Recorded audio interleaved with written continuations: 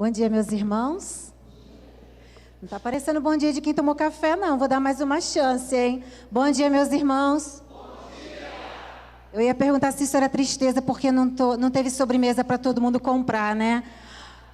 Então, chega mais cedo da próxima vez para você comprar. Não deu nem tempo de eu comprar a minha, viu? Porque eu cheguei aqui e já não tinha mais.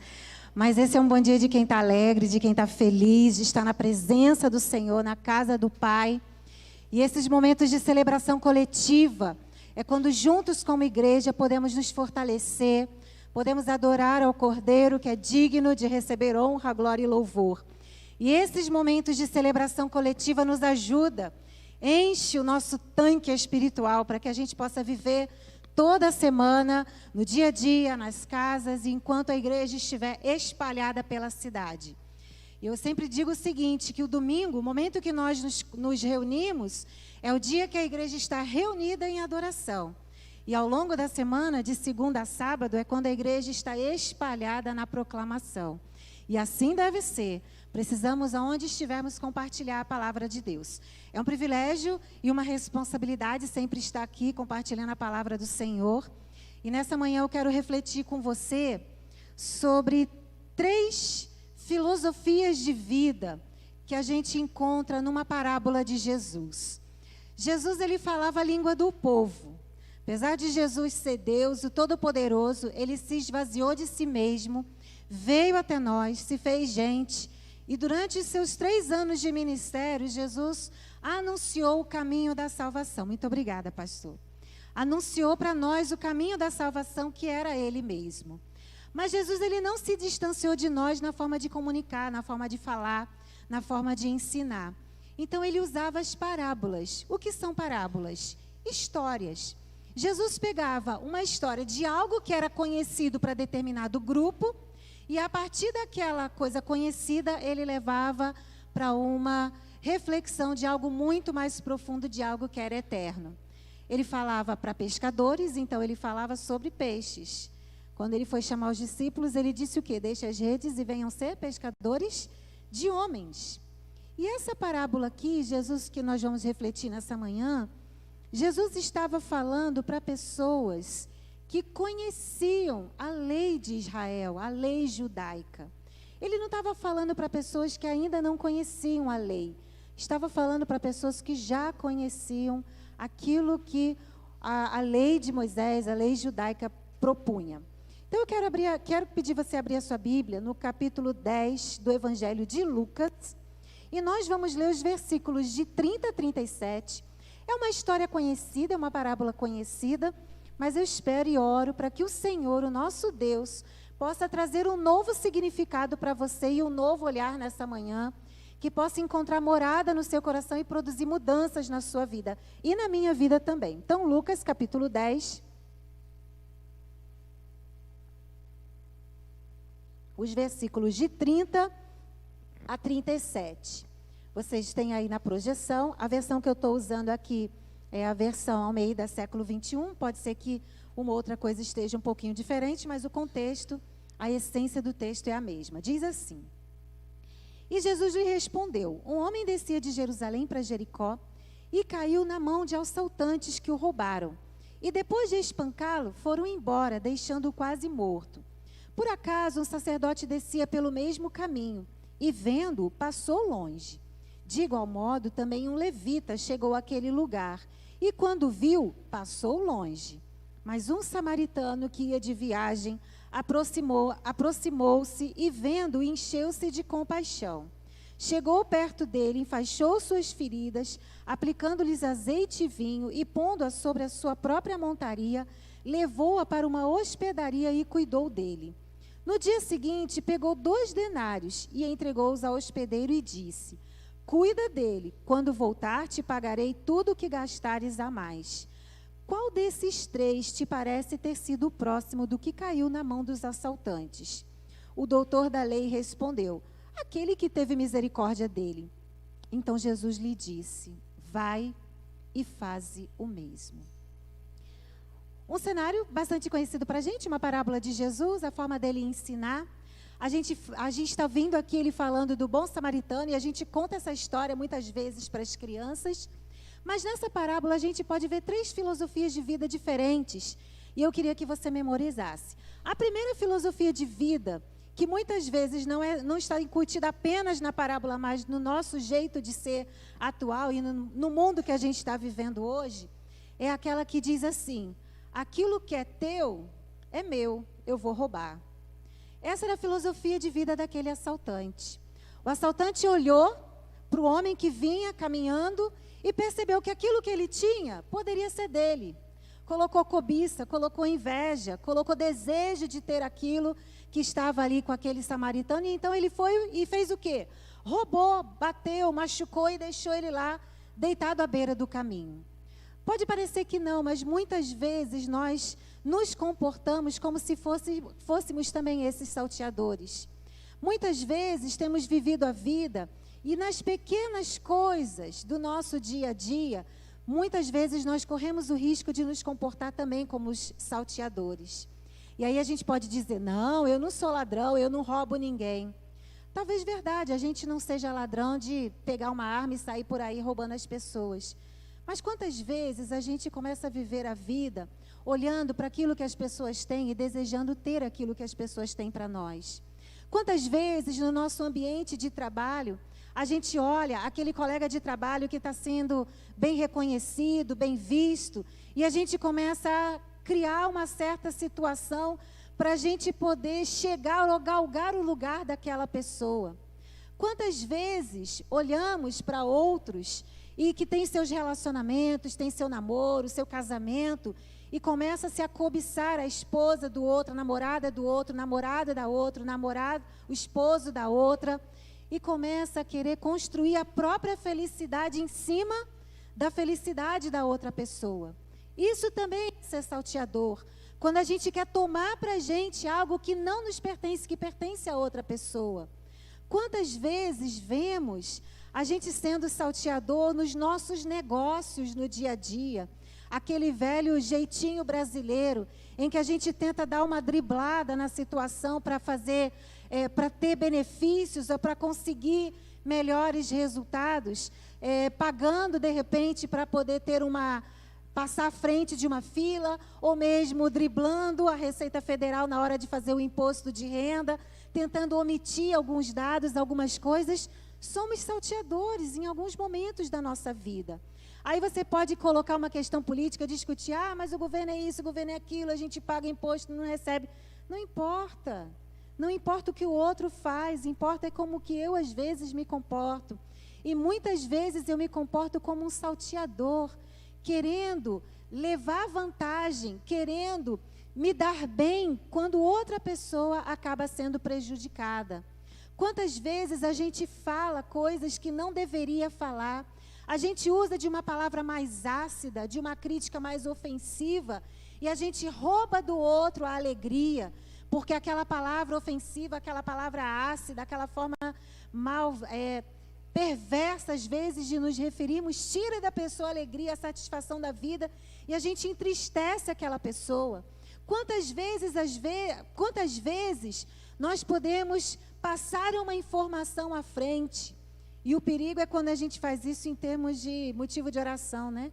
Alguém nos vem, nos conta uma coisa muito particular, muito íntima, e aí a gente está doido para contar para alguém, mas não fica bem a gente falar, então a gente pede oração e abre, no momento de oração, assim, todos os detalhes da situação.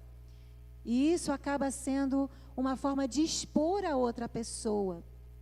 Não deveríamos. Se alguém nos confidenciou algo, se algo muito particular, e isso nos preocupa, e nós queremos orar, nós devemos e podemos orar, mas sem expor a outra pessoa. Mas e quando a pessoa nos conta alguma coisa e a gente começa a passar a informação para frente? Aquilo que eu acho, aquilo que eu penso, aquilo que eu imagino, aquilo que eu entendi. E aí começa a causar uma série de conflitos, uma série de situações no ambiente familiar e no ambiente eclesiástico também, roubando a paz daquele lugar. E ao invés da gente ser agente da paz, a gente acaba virando o semeador da contenda. E o semeador da contenda, ele rouba a paz. Salteador. É a filosofia daquele que anda dizendo o seguinte: o que é teu é meu, então eu vou roubar, vou tomar para mim, vou levar para mim, porque o que você tem vai ser meu. Quantas vezes nós vemos situações assim, nós agimos assim e não nos damos conta que estamos trabalhando e sendo na nossa vida diária como esse salteador, olhando para a vida das pessoas, para as coisas das pessoas e querendo ter para nós aquilo que as pessoas têm. Mas a segunda filosofia de vida que a gente vê nessa parábola está logo nos versículos seguintes, os versículos 31 e os versículos 32. A primeira filosofia de vida dizia: o que é seu é meu, eu vou tomar. A segunda filosofia de vida é daquelas pessoas que dizem assim: o que é meu, eu vou guardar. É um pouquinho diferente, mas não menos pecaminoso. Enquanto o salteador, o que é seu é meu, eu vou tomar, os levitas e os sacerdotes, eles diziam: o que é meu, eu vou guardar.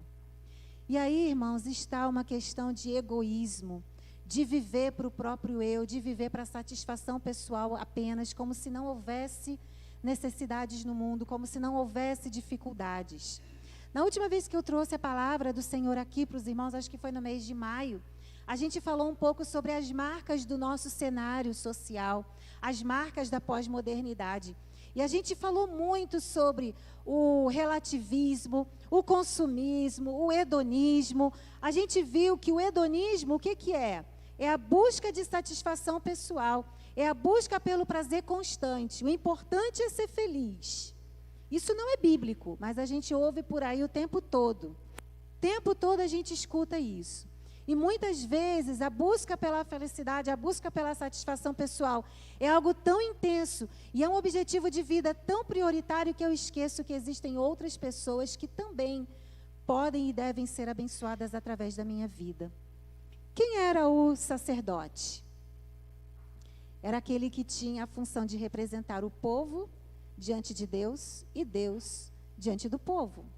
Era como se fosse, nos nossos dias atuais, o pastor da igreja, né, ou das igrejas, o que tinha a responsabilidade de anunciar a palavra, o reino de Deus.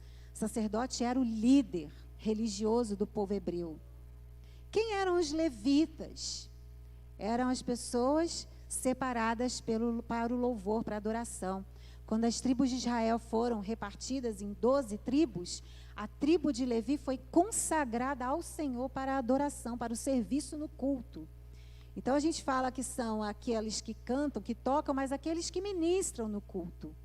Não era gente que não conhecia a Deus, era gente que conhecia o Senhor, mas que estava voltados para si mesmo.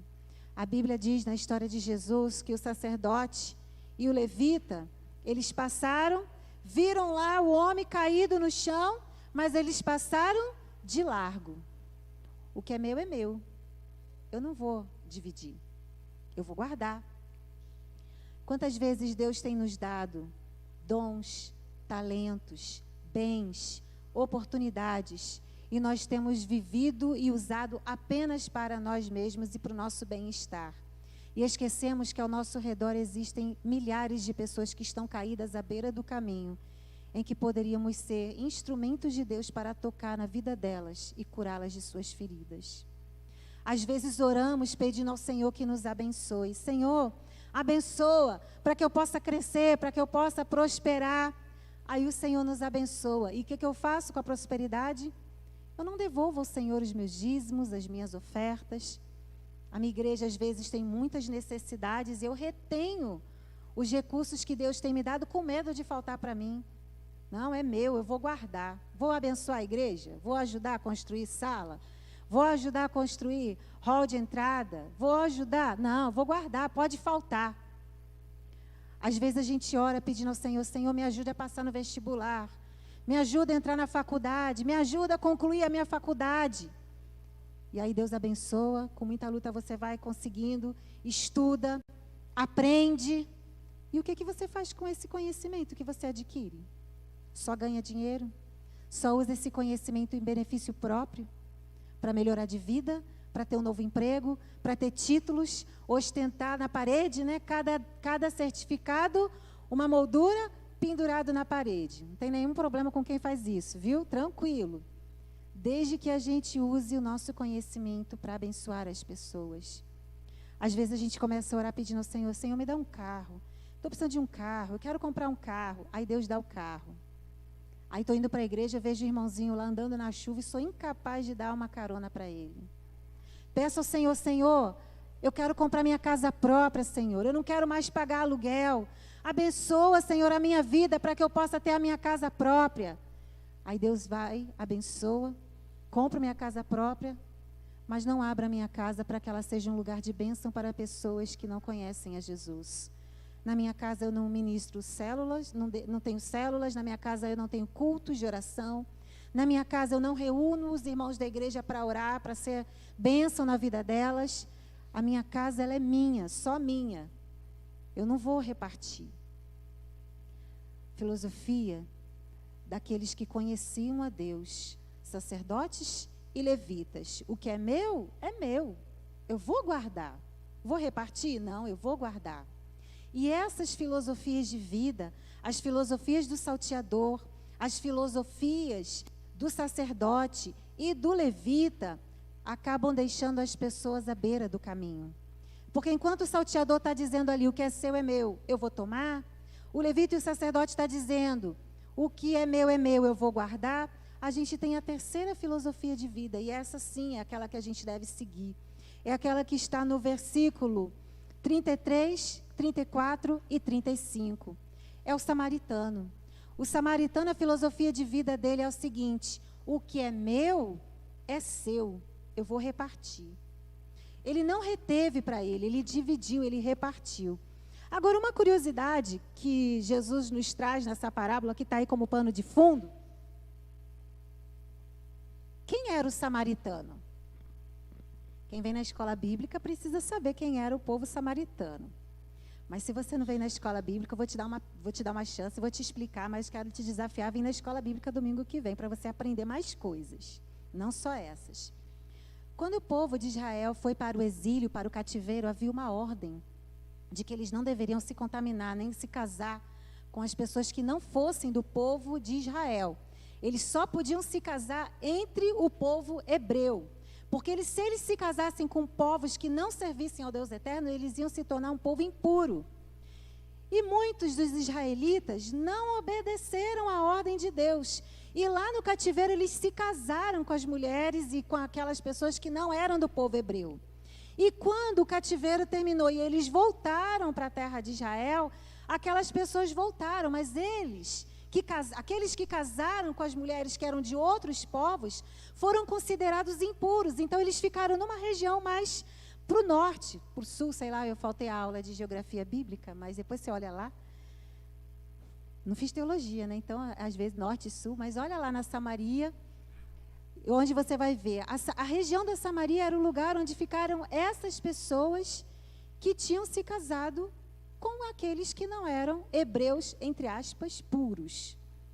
A coisa era tão séria, eles eram tão deixados de lado, havia um conflito tão grande entre eles, que se uma pessoa tivesse que viajar e o trecho do caminho, o roteiro do caminho, precisasse passar por dentro de Samaria, eles não passavam, eles davam a volta, faziam um caminho mais longo para não passar por dentro dessa terra, porque aquela terra não era considerada pura.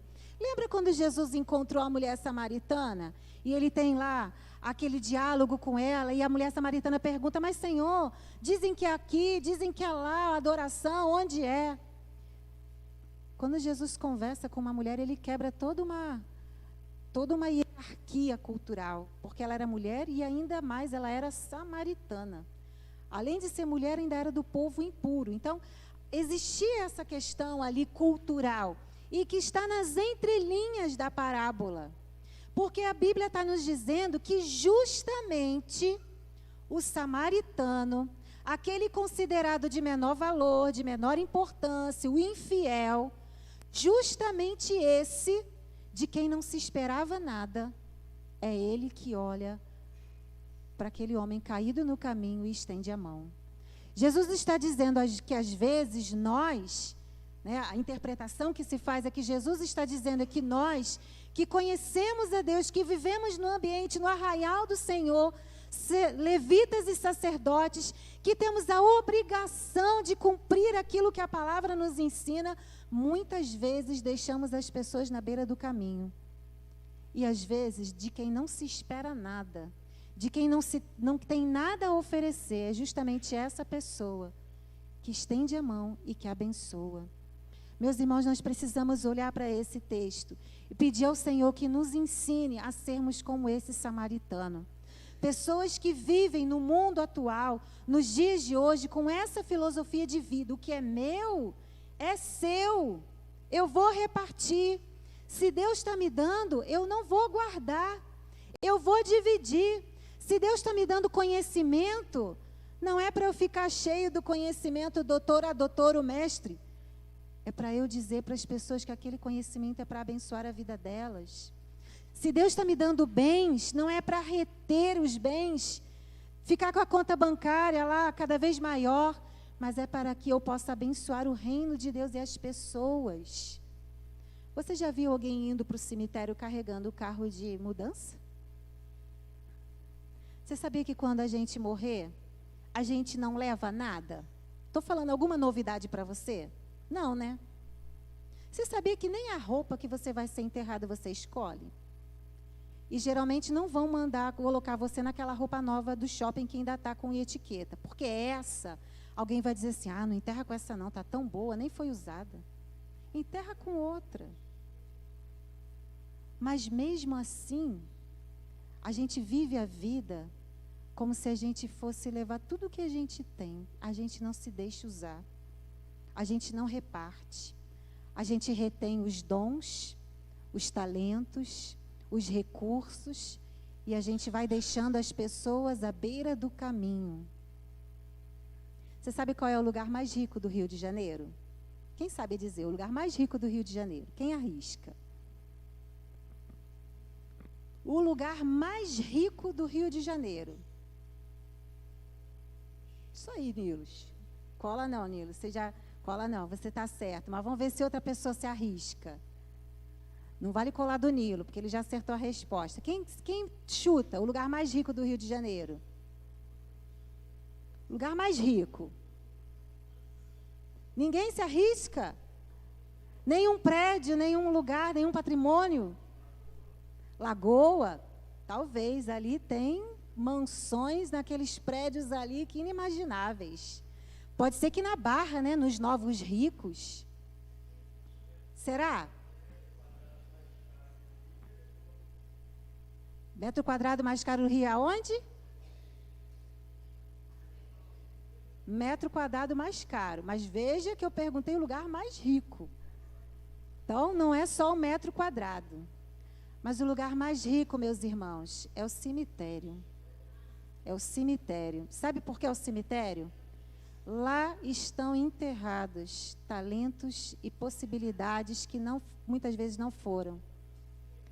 Não foram vividas, não foram experimentadas, não foram partidas, porque as pessoas são a maior riqueza de Deus. Não existe nada nesse mundo que valha tanto do que pessoas.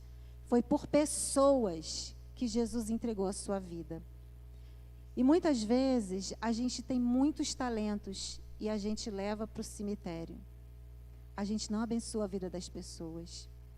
Muitas vezes a gente tem bens, mas aí a gente não leva para o cemitério.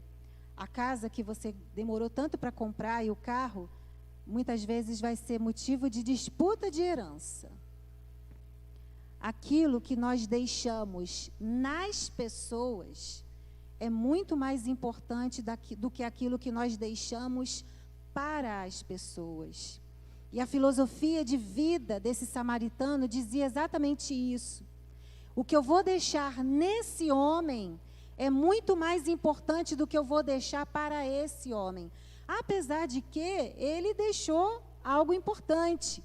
Porque a gente viu que, quando ele passou pelo caminho, viu lá o rapaz, o homem lá caído no meio do caminho, o que ele fez?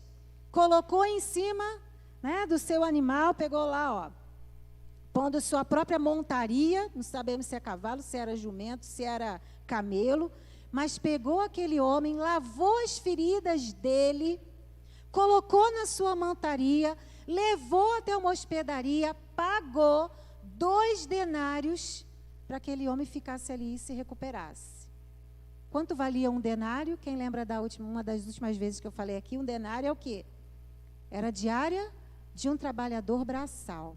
Então, 2 denários era como se fosse 2 dias de salário de um trabalhador braçal. Então, é uma quantia boa. Mas ele pagou. Ele pagou para aquele homem se recuperar. Ele pagou o preço de cuidar de alguém que estava ferido no meio do caminho. E às vezes, meus irmãos, a gente não quer pagar o preço de ser bênção na vida das pessoas, porque às vezes vai dar trabalho. Vai dar trabalho a gente cuidar e se comprometer com as pessoas. Porque pessoas, elas não vêm prontas. Pessoas, elas não vêm perfeitas. Elas vêm machucadas, elas vêm feridas, às vezes elas vêm agressivas, às vezes elas vêm com a vida toda destruída. E aí a gente pode olhar e dizer, o que é meu, eu vou guardar. Ser como levita ou sacerdote. Ou eu posso ser como samaritano e olhar para aquelas pessoas que chegam no meu caminho e que passam pelo meu caminho, ou que eu passo no caminho delas e dizer, vai dar trabalho, mas eu vou pagar o preço, porque o que é meu também é do outro e eu vou repartir. Eu me lembro quando a gente morava lá no interior da Bahia. Os irmãos conhecem um pouquinho da nossa história, a gente fala assim, a gente vai falando fragmentado, né? Cada vez que a gente prega ou que a gente fala em algum encontro, a gente vai contando uns trechos. Ainda há pouco, a gente estava contando um trecho para o pastor Zeca, um fragmento da vida da gente. Mas quando a gente estava lá na Bahia, nós éramos missionários, a gente plantava igreja, e nós estávamos trabalhando num lugar muito pobre, muito carente mesmo, onde não haviam recursos, onde a seca maltratava, e nesse período que não chove, era um período terrível, né? O período principalmente aí que vai de maio até finalzinho de setembro, começo de outubro, que é um período que não tem chuva. Então é um período extremamente difícil, porque aquela terra que já é árida, seca do sertão, fica pior ainda, e ali as pessoas que têm uma agricultura familiar, elas não conseguem tirar a sobrevivência.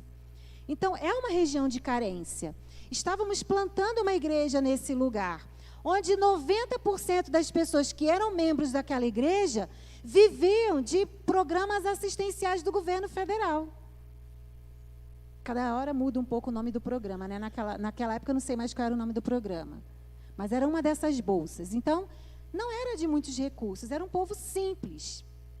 E aí nós recebemos o contato de uma igreja lá de Salvador, era a igreja onde na época René era membro. E aí a igreja disse, olha, a gente quer ir para o campo missionário e nós queremos levar um ônibus e passar 5 dias com vocês numa viagem missionária. E a gente, ótimo, que bênção, né? Receber os irmãos, vai dar um impulso no trabalho. Mas e a logística disso? Aonde hospedar e como alimentar um grupo de quase 50 pessoas, 40 e poucas pessoas? Estávamos falando de uma congregação que estava começando, a gente não tinha recursos financeiros para poder arcar com toda a despesa. E aí conversamos com o pastor da igreja, e o pastor, olha, fica tranquilo, a gente vai arcar com o almoço, o lanche e a janta, e vocês aí só vão arcar com o café da manhã. Ok, fechamos o acordo assim. Uma coisa é fazer café da manhã para 4 pessoas, outra coisa é para fazer para 40. 5 dias. Então, multiplica 40 pessoas vezes 5 dias, quantas refeições daria? Num grupo pequeno de irmãos. Mas nós sabíamos que o Senhor é o nosso Deus e que Ele estava ali e que Ele ia suprir as necessidades.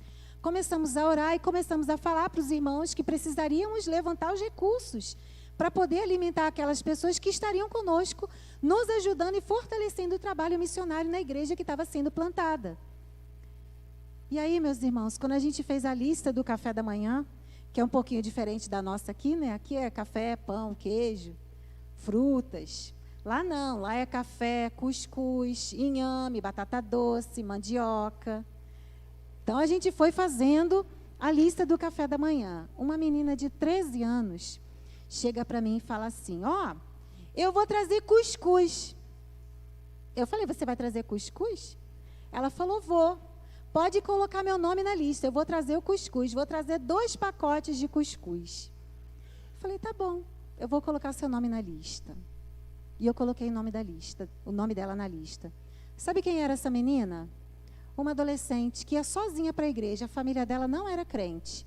Uma família muito pobre. E naquela semana, a gente tinha ido na casa dela levar cesta básica, que a própria igreja tinha levado na casa dela. Né? Tinha arrecadado e levado na casa dela. E aí eu falei, mas você falou com a sua mãe? Não, pode ficar tranquila. A minha mãe falou que a gente vai doar sim. Ou seja, eles receberam a cesta básica da igreja e tiraram os 2 pacotinhos de cuscuz para doar para a própria igreja alimentar as pessoas que chegariam. O que é meu é seu, eu vou repartir. Eu já contei essa história aqui, mas se você não estava, eu vou contar de novo. Eu já trabalhava no interior da Bahia e eu fui a São Paulo. Era a minha igreja onde eu era membro. E eu fui falar de missões lá. E eu falei das dificuldades, das necessidades do campo missionário. E no final do culto, uma menina de 9 anos veio me procurar e ela falou assim, eu quero ajudar as crianças lá do Morro do Chapéu, na Bahia. Mas eu não tenho mais dinheiro porque eu já gastei toda a minha mesada. E eu disse para ela, olha, vamos orar e Jesus vai te abençoar e vai dar um jeito aí. Vamos ver o que você pode negociar com a sua mãe. Lava a louça para sua mãe, coloca o preço aí para você lavar a louça e de repente você vai conseguir arrecadar fundos para você entregar a sua oferta. Ela falou, não, tia, eu já tive uma ideia. Deus falou comigo que eu posso dar as minhas Barbies. E aí eu olhei e pensei, Barbies? Aí ela falou, eu quero dar minhas Barbies, eu posso? Eu falei, pode. Se é o que você tem para doar para missões, você pode dar as suas Barbies. E a gente está falando de uma realidade que eu trabalhava na Bahia que não tinha alimento, que dirá Barbie, né? E aí eu falei, combinei com ela, eu disse, tudo bem, então vamos fazer o seguinte, amanhã eu vou estar aqui na secretaria da igreja. Aí a mãe dela chegou e combinei com a mãe dela, você pode trazer as Barbies. No dia seguinte eu estava na secretaria da igreja. E aí a mãe chegou com a menina e quando elas levantaram o porta-mala do carro com a caixa, tinha 46 Barbies. 46. E eu olhei, levei aquele susto e eu falei, menina, você vai doar todas as suas Barbies? Ela falou, vou, tia. Na minha família, todo mundo sabe que eu coleciono Barbie, então toda hora alguém me dá uma Barbie. Mas eu já estou ficando grande, eu não preciso das Barbies, mas as crianças da Bahia precisam. Então eu quero doar. O que é meu é seu.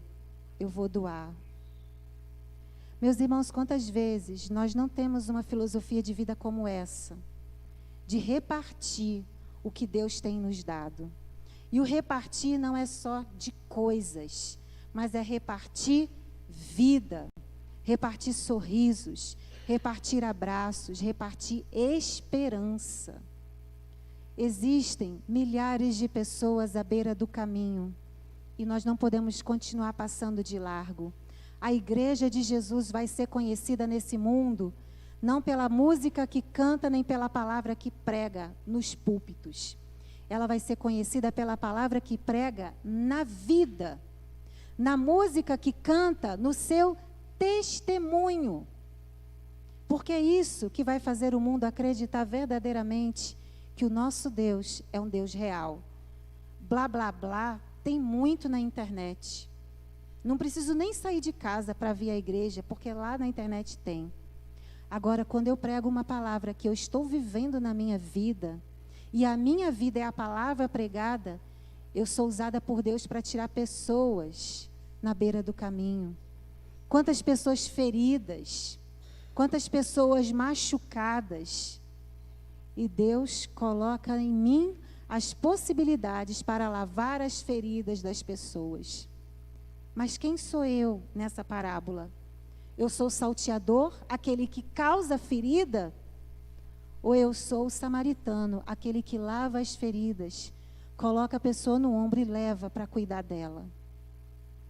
Muitas vezes, quando a gente convive num ambiente de pessoas, a gente acaba ferindo uns aos outros. E é o tempo da gente olhar e fazer uma autoanálise. Não é olhar e pensar, nossa, essa mensagem é para fulano. Ó, fulano tinha que estar aqui. Não, é para mim, é para a minha vida. Quem sou eu nessa parábola? Eu sou salteador, que estou causando feridas? Eu sou o levita e o sacerdote, que estou vendo as pessoas feridas, mas eu estou indiferente a isso? Ou eu sou o samaritano, que estou lavando as feridas e dividindo com eles aquilo que Deus tem me dado. E o plano de ação para essa semana, não é para a semana que vem, nem para o ano que vem, nem para o aniversário da igreja, nem para o planejamento de 2023, é para hoje. O plano de ação envolve duas coisas. O texto vai dizer que aquele homem tinha compaixão. 33, o versículo 33 diz assim: o samaritano que ia de viagem aproximou-se e vendo, encheu-se de compaixão. O plano de ação para quem quer ser como o samaritano é ter compaixão. E o que é compaixão? É quando a emoção e a ação se juntam. Às vezes a gente até se emociona pela situação das outras pessoas. Posso chegar aqui e contar para você um monte de história triste. Porque infelizmente as pessoas têm vivido muitas tristezas. Aí a gente se emociona, a gente chora, a gente fica tocado por aquela emoção, por aquela situação. A gente fica comovido, emocionado, mas não faz nada. Continua do mesmo jeito. Agora, quando aquela emoção que me toca me leva a levantar do lugar e fazer alguma coisa, estender a minha mão, então eu estou indo para a ação. Isso é compaixão. Quando a emoção que me toca me leva a tomar uma ação. Se a gente for para o literal, para a etiologia da palavra, é ter compaixão com o miserável, é ter amor, ter ação com o miserável. Nós precisamos olhar para as pessoas, meus irmãos, e ter compaixão delas. Nós precisamos levantar e chegar junto. Sabe o chegar junto, caminhar do lado e ajudar a cuidar das feridas. E aí, antes de finalizar nossa reflexão dessa manhã, eu quero fazer uma propaganda. O pastor Ailton tem ciência disso, por isso que eu vou falar. No próximo sábado, nós vamos retomar a avaliação de crianças e de adolescentes. Então, você que é pai, você que é mãe, você tem na sua casa uma criança e um adolescente que está trazendo problema de comportamento, que você não sabe mais o que fazer, que a escola toda hora reclama. Se uma criança e um adolescente que está muito triste, está com problema de ansiedade, de depressão, a sua igreja aqui, nós vamos começar no dia 30 de julho, uma ação só com crianças e adolescentes. Isso vai ser periódico, uma vez na semana, atendimento de crianças e adolescentes em grupo. Não vai dar para a gente fazer isso individualizado. Nós vamos montar grupos de crianças de 7 a 11 anos e de adolescentes de 12 a 15 anos de idade. E esse atendimento vai acontecer todo sábado de manhã, de 8h30 às 11h30.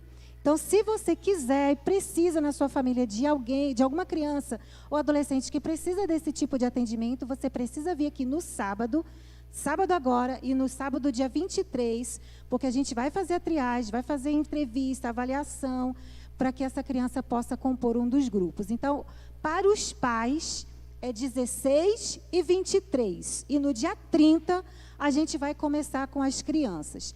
Isso já circulou em alguns grupos aí da igreja. A gente não está fazendo grandes divulgações no bairro, porque senão a gente não vai dar conta, mas é prioritariamente para você. Por que a gente está fazendo isso? Porque o que é meu é seu. Então vamos repartir. Se cada um de nós que temos talentos, temos as nossas profissões, fizermos isso, nós vamos começar a cuidar e colocar bálsamo nas feridas da nossa comunidade. Sexta-feira já começou o atendimento médico, não foi isso? Você que é profissional, o pastor já tem feito esse chamado, e eu quero reforçar. Que dia você tem à disposição para você colocar bálsamo na ferida das pessoas? Médicos, enfermeiros, fisioterapeutas, professores, técnicos de futebol para o tabelinha, professores de dança para ajudar Raquel e Luciana. As necessidades são muitas. As pessoas estão à beira do caminho. Eu posso ser como o salteador, continuar causando feridas nas pessoas. Eu posso ser como o levita e o sacerdote, olhar a necessidade e o aflito e passar de largo, porque o que é meu e eu vou levar embora comigo. Ou eu posso ser como o samaritano. Eu sei que vai dar trabalho, eu vou me comprometer, eu vou gastar meu tempo, os meus recursos, mas eu vou cuidar e vou lavar as feridas das pessoas, porque o que é meu também é seu e eu vou repartir. Isso é ser igreja. Uma igreja de verdade, uma igreja que se compromete em viver aquilo que a palavra de Deus está nos dizendo. Baixe sua cabeça e vamos orar. Vamos pedir ao Senhor que nos abençoe.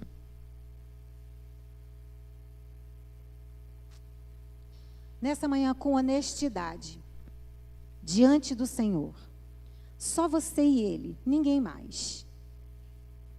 A gente pode esconder quem a gente é das pessoas, mas nunca a gente pode esconder quem a gente é do Senhor. Então, diante dEle, assuma quem você tem sido até aqui. Se você tem sido aquele ou aquela que tem causado as dores e as feridas nos outros, peça perdão ao Senhor. Se o seu jeito de ser, a sua maneira de falar, a sua forma de agir tem causado dor nas pessoas e sofrimento, deixando as pessoas caídas, peça perdão ao Senhor e diga: Senhor, eu sou teu servo e como teu servo eu não posso ser assim. A Bíblia diz que se nós confessarmos os nossos pecados, Ele é fiel e justo para nos perdoar. Então, se você reconhece que tem agido como um salteador, causando feridas, peça perdão a Deus e: Senhor, me ajude a mudar. Talvez você saiba que existem pessoas na beira do caminho, mas seu compromisso é tão grande, o seu rumo já está traçado que você não quer parar.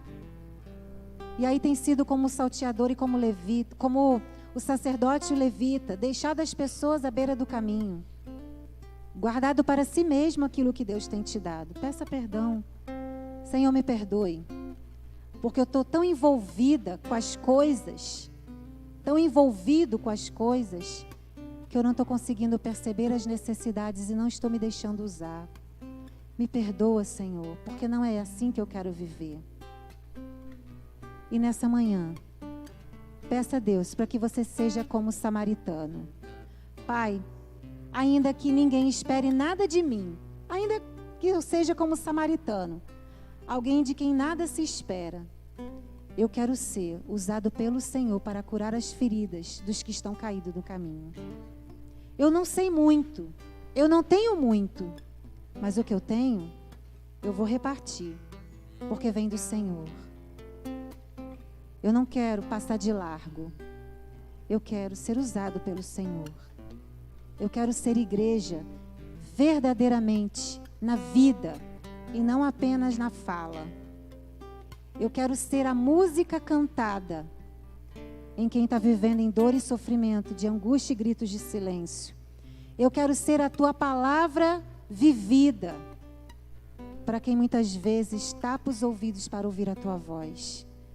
Senhor, usa-me como um instrumento poderoso nas tuas mãos, porque o que é meu é teu e é das pessoas que tu tens colocado no meu caminho. Eu quero repartir. Senhor, em nome de Jesus, como igreja, primeira igreja do Lins, nós nos reunimos nessa manhã para pedir que o Senhor trate a nossa vida. Senhor, nós somos tão cheios de contradições, tão cheios de limitações, muitas vezes até cegos, de não perceber o quanto a nossa vida reflete aquilo que nós cremos. Senhor, nós não queremos ser aquelas pessoas que causam dor, sofrimento na vida dos outros. Nós não queremos ser assim. Então, se temos sido, que o Teu Espírito Santo nos mostre e nos ajude a consertar a nossa vida, porque nós não queremos ser os que causam dor e os que derrubam as pessoas e as deixam no caminho. Também não queremos ser, Deus, ativistas, pessoas que trabalham, conhecem a Tua palavra, estão no culto, mas não percebem as necessidades das pessoas que o Senhor coloca. Senhor, nós não queremos ser assim. Não queremos passar de largo como o levita e o sacerdote. Nós queremos ser como o samaritano. Alguém, talvez, de quem nada se espera. Mas nós queremos ser usados por Ti. Os nossos dons, os nossos talentos, o nosso tempo, os nossos recursos, a nossa vida, mesmo que isso seja pouco e insuficiente para a necessidade dos outros, mas nós queremos usar tudo isso para que as feridas daqueles que sofrem possam ser lavadas e que nós possamos ser reconhecidos como gente que anda com o Senhor. Então ajuda-nos, Deus. Ajuda-nos nas nossas próprias fraquezas que temos. Nenhum de nós é bom ou perfeito, mas o Senhor pode nos aperfeiçoar e usar as nossas vidas para que tenhamos compaixão. Abençoa a tua igreja e o teu povo. É a minha oração em nome de Jesus. Amém. Deus os abençoe.